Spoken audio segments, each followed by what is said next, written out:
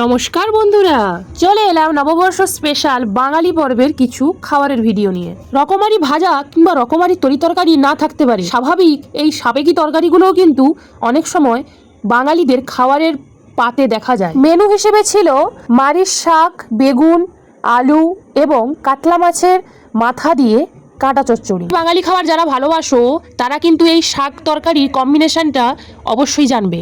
গরম ভাত, এইরকম শাক তরকারি আর কাঁচা লঙ্কা দিয়ে ডোলে ডোলে মেখে, ওয়াও, জাস্ট দারুণ খেতে লাগে। আচ্ছা, তোমরা এইরকম খেতে কে কে ভালোবাসো একটু কমেন্ট করে জানাও তো।